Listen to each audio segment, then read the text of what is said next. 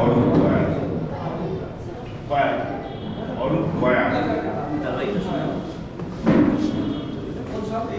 1984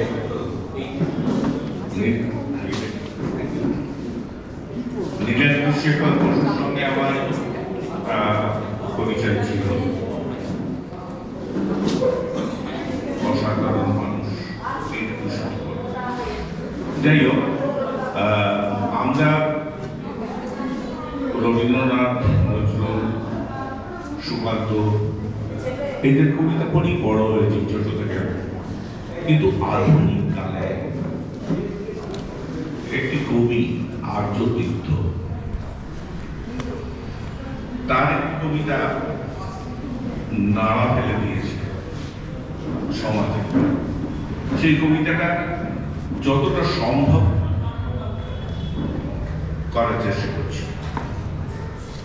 কবিতাটার নাম বিকর্ণ, কবি আর্যতীর্থ। যাজ্ঞসেনীর খুলছে শাড়ি, টানছে ধরে দুঃশাসন। দায় ছিল যার গর্জে ওঠা, নিচু মাথায় সে পাঁচজন। দুর্যোধনের নগ্নরূপ ইঙ্গিতে তার ধর্ষকাম। হস্তিনাপুর দেখছে বসে ধ্বস্ত হতে তার সুনাম। অন্ধ রাজা সিংহাসনে আর্ত চেঁচান বৌমা তার। নিজের দলের নির্যাতনে সব রাজা বন্যের বিকার। কর্ণ বসে হাসছে হাহা, রাজা দলের লোক সে। শর্তবিহীন সমর্থনেই তাবৎ আরাম বসে। বিশ্ব দ্রোণ কৃপ নীরব, সরকারি লোক হাজারো। রাজার কথাই তোমার কথা, তুমি যখন রাজা। ফল শকুনি দেখছে সব, বস্তুত সে ধ্বংস চায়। ঘরের মাটি লাল হয়ে যাক দেশ বিভাগের যন্ত্রণায়। সুশীল সভায় পড়ছে যখন রাজ অপরাধ জঘন্য, ঠিক তখনই তার বিরোধে চেঁচিয়ে ওঠেন বিকর্ণ।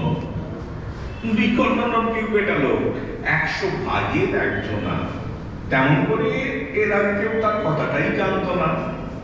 যত গৃহে কারেনি না, অন্তত না নেই লেখা।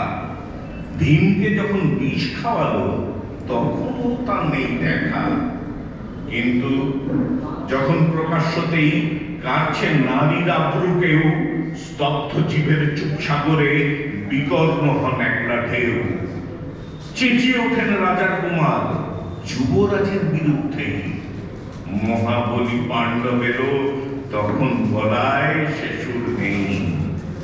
রাজাও যখন নীরব থেকে সায় দিয়ে যায় ধর্ষণে, ঠিক তখনই সমস্ত যুগ বিকর্ণদের স্বর শোনে।